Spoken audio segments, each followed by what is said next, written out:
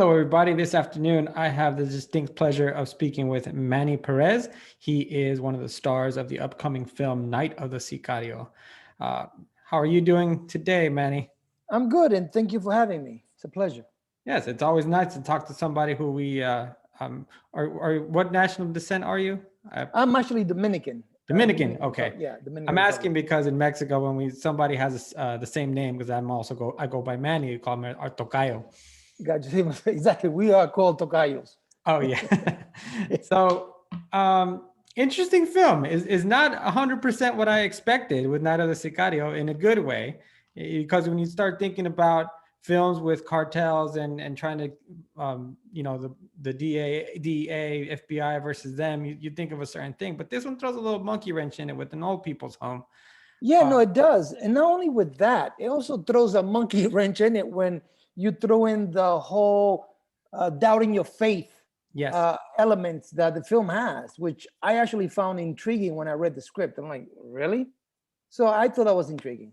Yeah, I had a conversation a couple of days ago with the director, Josh Riggs, and that's one of the topics we were talking about. That it really questions your motives, what you're doing, and sometimes your choices, whether you're put there because you want to be there or whether you have to be there. Exactly.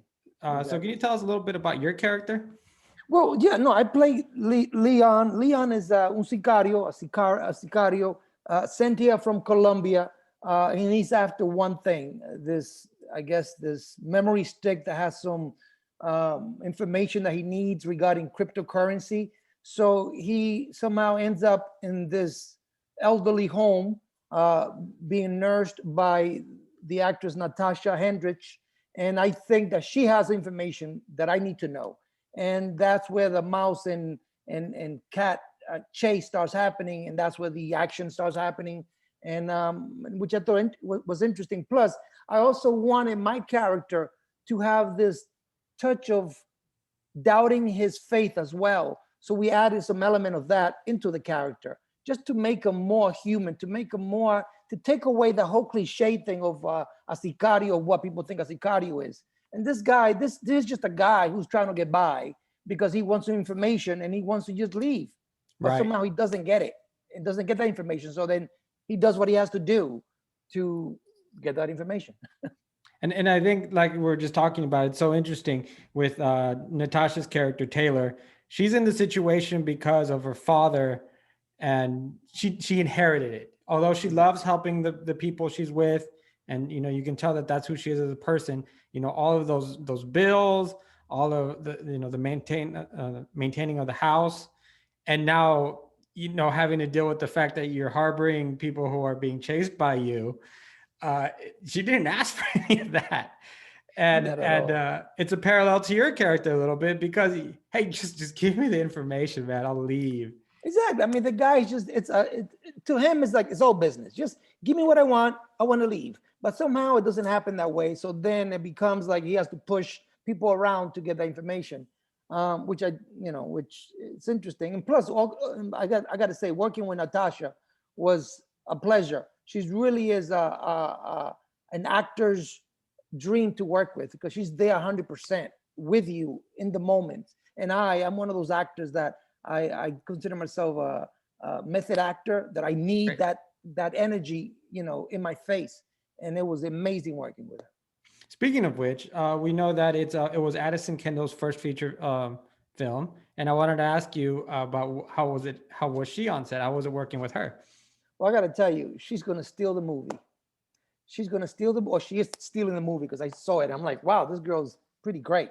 It was amazing working with her. I think she's 12 years old, but she is so respectful on set, and she's hands-on, in your face, as they say. And I love that about her. Fantastic. Yeah, I got also a lot of praise from Joth about her. I think she has a bright future ahead of her. Of course, of course. So one thing I wanted to talk to you about, it seems like nowadays we have this romanticization of narcotraficantes, of that lifestyle, I mean, I'm guilty of it too. I enjoy a good action thriller film.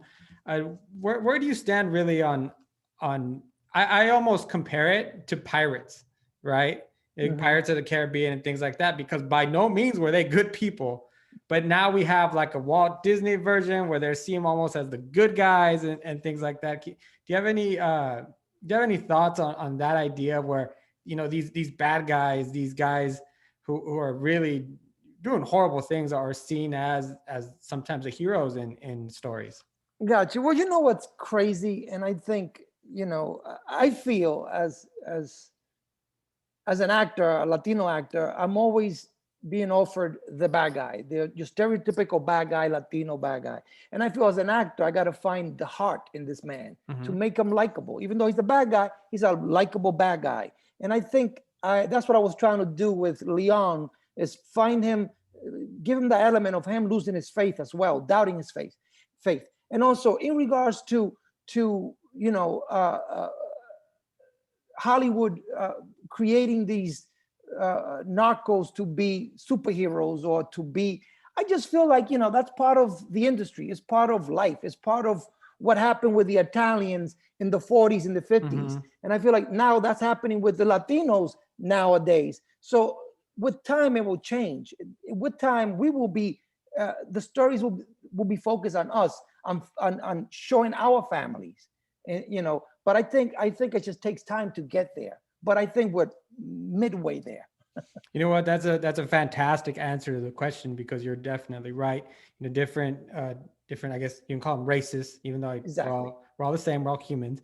They haven't gone through it. We have seen a lot of those mafia movies with the Italians, and now I guess, what do you want to say? It's our turn, I guess. It's our turn now. Yeah, exactly. But I do you see? I think I see it a little bit more now in Hollywood. We're starting to get those main title roles, and we're starting to get those lead roles that aren't necessarily attached to a stereotype. How do you feel about Hollywood now? No. Again, like I told you, I feel like we're midway there. We're not Hmm. 100%. We're like, I would say 40% there. We need another 60 to get to where we have to get to.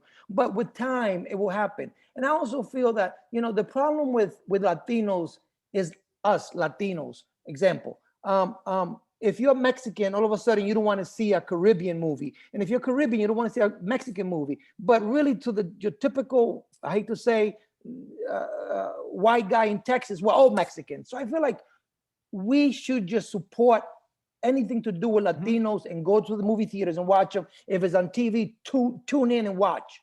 Because once you come to this country, you're not Dominican, Cuban, Mexican, Peruvian. You are Latino. And I feel like Latino is what happens when you enter the United States. Absolutely, I agree, and thank you for your thoughts on that. That means a lot to me. Also, I want to ask you, working with some of these elderlies, you don't really see that often No. in a narco movie.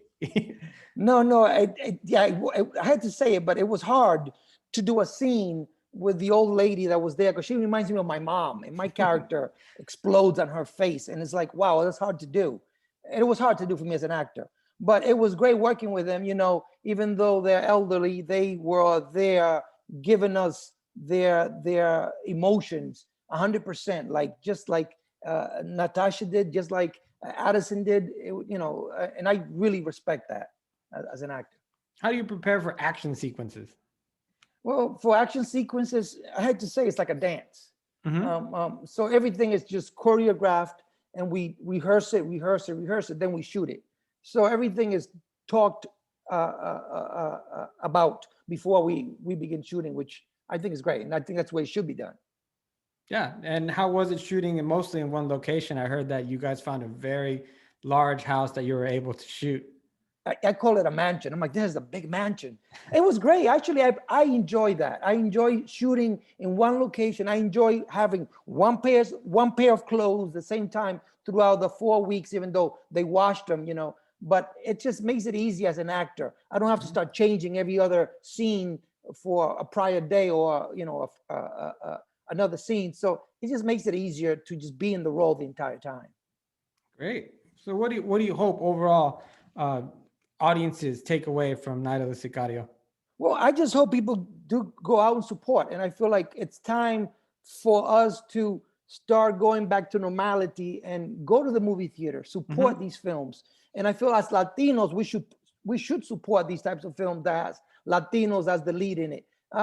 Because I feel like if Hollywood doesn't see us as the lead, or we don't go and support these types of films that has Latino as the lead, they're not going to make films about Latinos as leads. So I feel like it's time for us to go and support and start a new life. And let's just go back to normality. Yeah, wearing your mask or whatever, but let's go back to normality, because I feel like we've been locked up for too long now. Yes, we in our cultures do not do well by ourselves. We like to get together. Exactly. Yeah, no, as long as everyone's doing safely, I do encourage that next week, actually April 16th, Night of the Sicario, head out to your theaters and support. That's Manny, right. thank you so much for spending some time with me today. Thank you for your honest opinions and for an insight on the film. And I hope that everybody goes out and supports. Amen. Thank you so much, sir. Pleasure. All right. Take care, Manny. Take care.